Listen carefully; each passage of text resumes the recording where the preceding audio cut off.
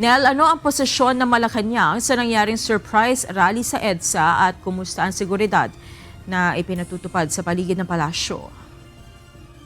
Yes, Monica, hindi pipigilan ng Malacanang ang mga nagsasagawa ng kilos protesta sa EDSA. Ngunit ang tanging pakiusap lamang nila sa mga ito ay sumunod sa batas.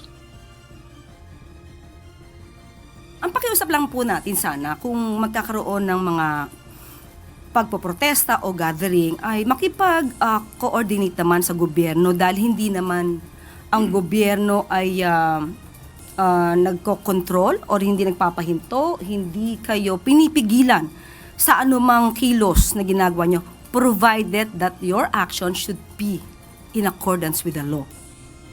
Ayon kay Palace Press Officer Undersecretary Claire Castro, ipinagutos ni Pangulong Marcos ang maximum tolerance. Ngunit hindi rin dapat palagpasin at panagutin ang mga lumabag sa batas. So kung meron po tayo makikita ngayon na violation ng anumang batas, ito po ay iimbestigahan at kung kailangan na managot at kitang-kita naman siguro kung meron paglabag sa batas, ay kailangan din po managot. Dalawang events ng Pangulo ang kinansela ngayong araw para tutukan ang sitwasyon sa EDSA.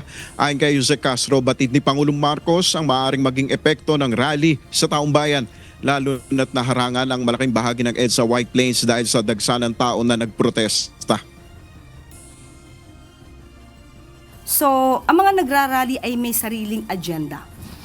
Mas na naisin siguro talaga nila na ito'y maramdaman ng mga taong hindi naman sangkot sa kanilang pagpaprotesta.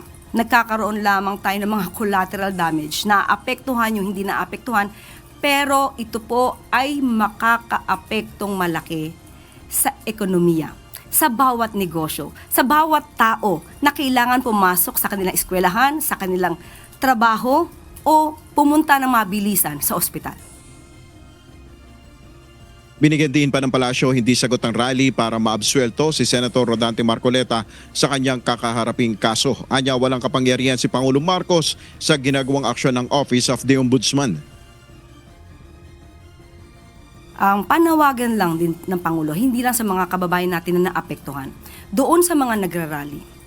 Ang pagrarally po ay hindi po sagot para mawala at maabsuelto agad ang isang tao sa isang kaso. Ang pag-absuelto ng isang tao ay sa korte. Hindi po ito madadaan sa rally, pero nakikinig naman po ang Pangulo sa mga binabanggit po ninyo na nais na transparency, accountability, pagpapatupad ng batas. At yan po ang ginagawa ng Pangulo. Yan po simula pa nang siya'y umupo. Dagdag pa ni Jose Castro, dapat maniwala na lang ang senador sa justice system kung may kakaharapin mang kaso. Inamin po niya na tumanggap siya ng 75 million pesos habang siya ay congressman.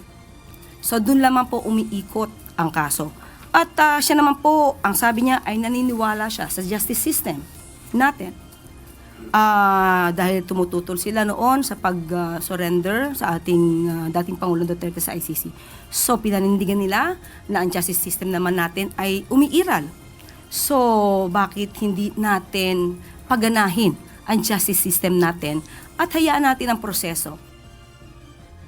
Muli ring itinanggi ng palasyo na may selective justice na pinaiiral ang administrasyon. Sa ngayon ay wala pong selective justice na namamayani sa administrasyon ni Pangulong Marcos Jr. Kaya nga po kahit na kaibigan, kaalyado, nauna pa po na nakulong, na-detain, at ngayon ay humaharap sa kaso na plunder at graft case. Ayon sa palasyo, hindi nila nakikita na isang banta ang kilos protesta na ito. Sa ngayon, napapansin natin dito sa ang ginagawang paghigpit ng seguridad dito sa paligid ng Malacanang. Sarado ang dalawang gates papasok ng Malacanang. Ito yung Arlegui at Solano gates. Isang gate lamang ang bukas dito sa JP Laurel para sa papasok ng Malacanang Complex. Samantala, inanunsyo ni PCO Secretary Dave Gomez na tuloy ang biyahe ni Pangulong Marcos bukas papuntang Canada para sa official visit. Yan muna ang ating update. Balik sa iyo, Monica. Maraming salamat, Nel Maribohok.